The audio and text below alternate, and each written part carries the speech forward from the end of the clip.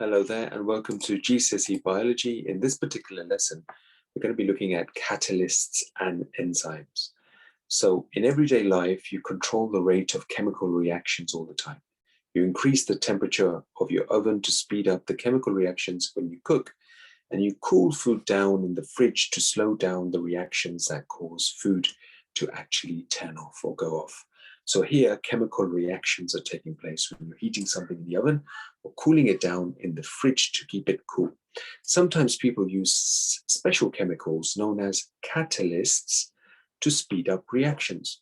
A catalyst speeds up a chemical reaction, but it is not used up in the reaction. You can use a catalyst over and over again if you wish. So let's have a look at enzymes, which are biological catalysts. So in your body, the rate of chemical reactions is controlled by enzymes. These are special biological catalysts that speed up reactions. Each enzyme interacts with a particular substrate called a reactant. So enzymes are large protein molecules.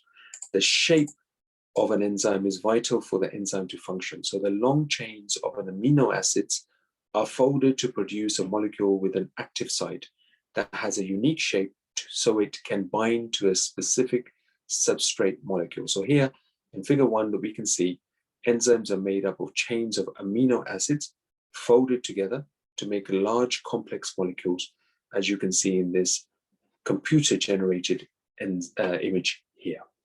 So how do enzymes actually work in our bodies? Well, the lock and key theory is a simple model of how enzymes work. The substrate of the reaction to be catalyzed fits into the active site of the enzyme. So you can think of it like a lock and key. Once it's in place, the enzyme and the substance, they kind of bind together like a key and a lock. So the reaction then takes place rapidly and the products are released from the surface of the enzyme itself. So remember that enzymes can join small molecules together as well as break up larger ones.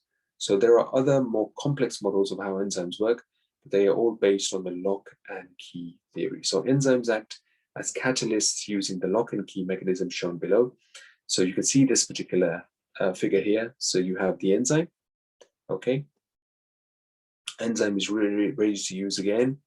You've got the substrate, you've got the active site. The substrate fits into the active site, and the substrate slits into products which have the active site. So the enzyme is used again. So remember that it is the shape of the active site of the enzyme that allows it to actually bind together. And that's how catalysts and enzymes actually work. So in your body, the rate of chemical reaction is all controlled by what we call enzymes.